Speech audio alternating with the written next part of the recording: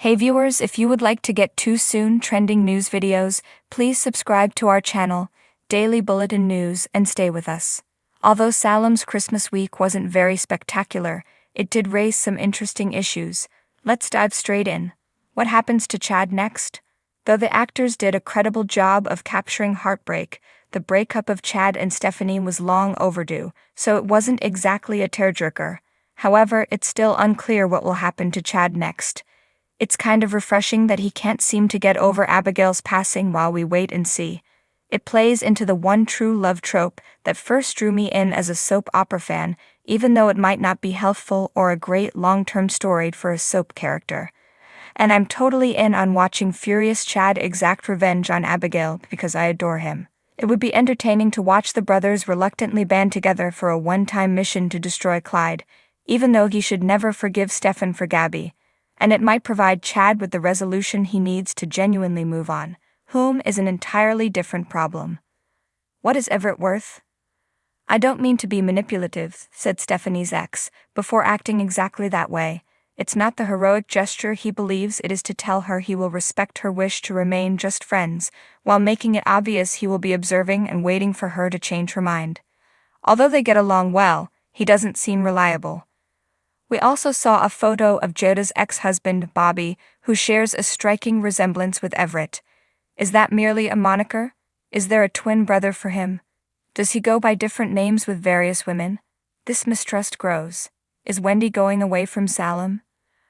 I'm crossing my fingers that Wendy's mother's request for her to relocate to China is a miscommunication, but I worry about the worst. She is currently only interested in Trip, but their relationship isn't particularly dynamic. When the character was first revealed on Beyond Salem, she was such a breath of fresh air, a badass hacker who could handle herself and didn't have time for romantic drama. But when she arrived in Salem, she was thrust into a love triangle, trendy clothes, and a dull job that underutilized her technological expertise. Her leaving would be a waste not only of a distinctive character, but also of the Shin family as a whole. There was hope that the Shins would become a powerful family when they introduced Lai, because Patriarch Wei has been occasionally spotted as a Demera board member over the years. Rather, Wei was still hardly visible, and Lai developed a dangerous fixation on Gabby.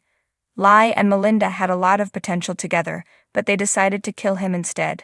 Over the past few years, Days has established itself as the most inclusive soap opera, but with every new departure, they are eroding that claim.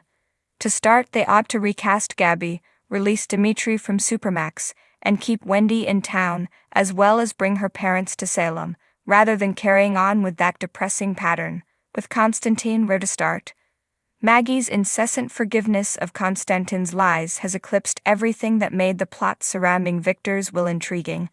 Why doesn't Alex and Justin's frustration over thinking they aren't father and son come through more? Or more of the rivalry between Xander and Constantine, who happily is now beginning to mistrust the former, rather than Victor's long-lost friend, who was upset that Victor neglected to include him in his will despite their mutual hatred.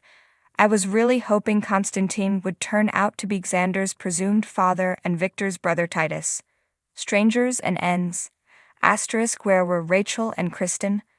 Asterisk, is Xander aware that his once silent companion isn't so silent anymore? And does Chad still allow Xander to keep all of the money made?